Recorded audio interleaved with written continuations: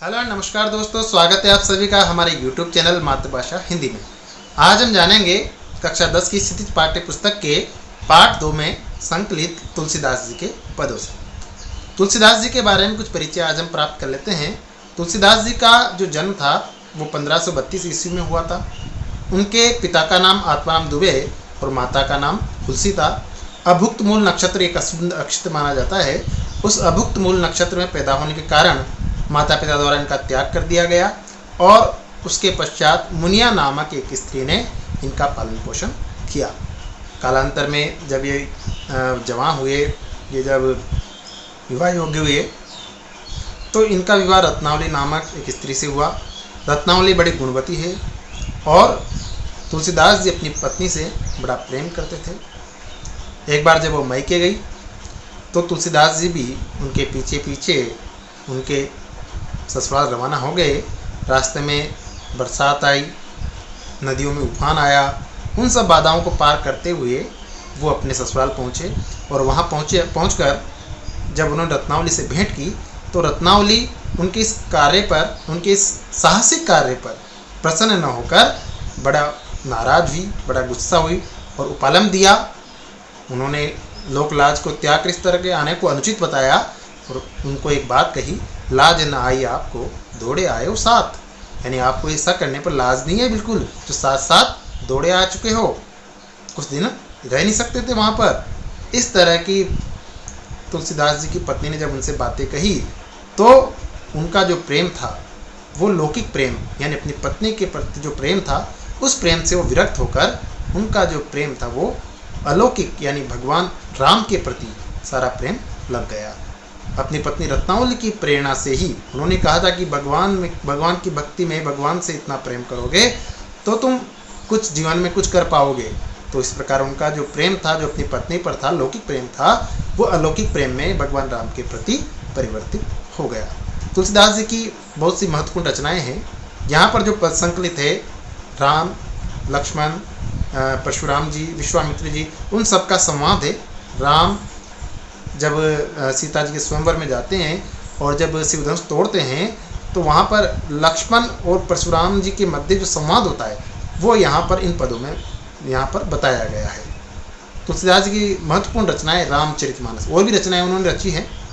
रामचरितमानस, वैराग्य संदीपनी, दोहावली, गीतावली, पार्वती मंगल, जानकी मंगल, वैराग्य संदीपनी और रामलला नहचू, और भी बहुत सारी रचनाएं हैं जिनको तुलसीदास जी के नाम से बड़ा प्रसिद्धि प्राप्त हुई है। बड़ी प्रसिद्धि उन्होंने रचनाएं लिखी है। उनकी हर रचनाओं को हिंदी साहित्य में सराहा गया है।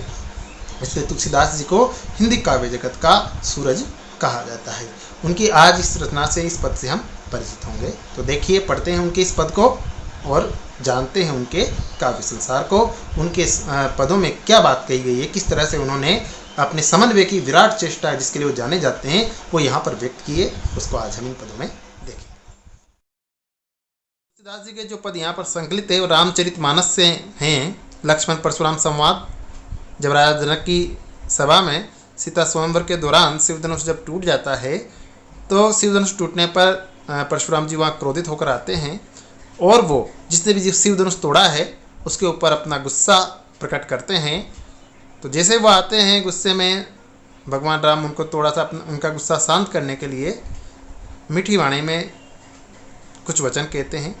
वो इस पद की पहली 2 पंक्तियों में है, लेकिन उससे भी परशुराम जी संतुष्ट नहीं होते हैं और वह अपनी जो कहते हैं, अपनी बात कहे जाते हैं, अपना ही गुस्सा प्रकट करते जाते हैं, किसी की नहीं सुनते। आगे जाके लक्ष्मण में अपनी बात कहते हैं। तो वो सारा प्रसंग यहाँ पर तुलसीदास जी के जो पद हैं इनमें हम देखेंगे।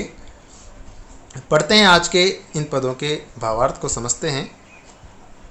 नाथ शंभुधनु बंज निहारा, होई केउ एक दास तुम्हारा, आय सुकाहा कई किन मोही, सुनी रिसाए बोले मुनि कोई। नाथ शंभुधनु बंज निहारा, भगवान श्री राम कहते हैं कि हे नाथ, जिसने भी शिवधनुष तोड़ा है, शंभुधनु यानी शिवधनुष, बंज निहारा, बंज निहारा भंजन करने वाला, भंजनी हारा, हारा मतलब वाला और भंजनी मतलब तोड़ने वाला, अर्थात भगवान शिव के धनुष को तोड़ने वाला। होई के वो एक दास तुम्हारा, आपका ही कोई दास हैं। यानी परशुराम जी जो परम योद्धा हैं, एक तरह से जिन्होंने हजारों बार इस धरती को, इस धरा को क्षत्रिय विहीन किया है, अनेक राजाओं को, उनके अहंकार को नष्ट किया है। तो ऐसे प्रतापी भगवान परशुराम जी का कोई सेवक ही इतना बड़ा काम कर सकता है। तो भगवान राम उनके लिए कहते हैं कि जिसने भी शिव धनुष तोड़ा वो आपका ही कोई सेवक, आपका ही कोई दास होगा। आपकी अगर कोई आज्ञा है, कोई आदेश है तो आप मुझे बताइए। आए सु कहा कहिए कि न मोहे, आए सु कहा कहिए, आपको जो कुछ भी कहना है आप मुझसे कहिए। सुनी रिसाए बोले मुनि कोई, ये सुनकर जो मुनि थे यानी परशुराम जी थे वो बड़े गुस्से से बोले। रिसाई मतलब गुस्से से। सेवक सु जो करे सेवकाई, हरि करनी करी करिए लड़ाई। सेवक तो उसे कहेंगे जो केवल सेवकाई करेगा, यानी सेवा का कार्य करेगा। लेकिन जो शत्रु का कार्य करेगा, क्या वो सेवक होगा? उसने तो लड़ने का काम किया है। अरि करनी मतलब शत्रु का काम किया है। करिए लड़ाई, तो उसने तो लड़ाई कर दी है, यानी अब उससे प्रेम से बात नहीं की जा सकती, उससे तो लड़ाई ही की जा सकती है, उससे तो युद्ध ही किया जा सकता है। सुनहु राम जय शिव धनु तोरा, सहस बाहु सम सो रिपु मेरा। इसलिए हे राम सुनो, सुनो राम यानी सुनो राम, जय ही यानी जिसने शिव धनु तोड़ा, शिव का धनुष तोड़ा है। हे राम, जिसने भी शिव का धनुष तोड़ा है वो सहस बाहु सम सो रिपु मेरा, वह सहस बाहु के समान मेरा शत्रु है। सहस बाहु सम, सहस्त्र बाहु के समान, सो रिपु मोरा, मोरा मतलब मेरा, रिपु मतलब शत्रु, वो सहस्त्र बाहु के समान मेरा शत्रु है। इसलिए वो व्यक्ति सो बिलगांव बिहाई समाजा, न त मारे जे ही सब राजा। इसलिए वो व्यक्ति विलगाओ यानी अलग हो जाए, बिहाई समाजा, इस राज समाज से जो भी सारे राजा बेटे हैं उन सारे राजाओं में से जिसने भी शिव धनुष तोड़ा है वो अलग ही आ जाए। अगर वो अलग नहीं आता है, न तो मारे जे ही सब राजा, नहीं तो फिर सारे राजा ही मारे जाएंगे। सुनी मुनि वचन लखन मुस्काने, बोले परशु धरई अवमाने। इस प्रकार के परशुराम जी के वचन सुनकर लखन मुस्कुराते हैं और परशुराम जी की अवमानना करते हुए, अपमान करते हुए बोलते हैं। यहाँ परशुधर यानी परसे को धारण करने वाले अर्थात परशुराम जी। बहुधनु ही तोरी लरिकाई, कब उन असिरिस किनी गुसाई। हे मुनिश्रेष्ठ, हमने अपने बचपन में लरिकाई लड़कपन, बचपन, बहुधनु ही तोरी लरिकाई, तोरी मतलब तोड़ी है। हमने अपने बचपन में बहुत सी धनुइयाँ, छोटे छोटे धनुष बना के तोड़े हैं। कब हुन असिरिस किनी गोसाई। हे मुनिश्रेष्ठ, ऐसा गुस्सा तो कभी किसी ने नहीं किया। कब हूं यानी कभी भी, नहीं किया, असिरिस यानी ऐसा गुस्सा, किसी ने कभी भी ऐसा गुस्सा तो नहीं किया। ये धनु पर ममता कई हेतु, आपको इस जीर्ण शीर्ण पुराने शिव धनुष पर इतनी ममता किस हेतु आई है। सुनी रिसाई कह भृगुकुल केतु।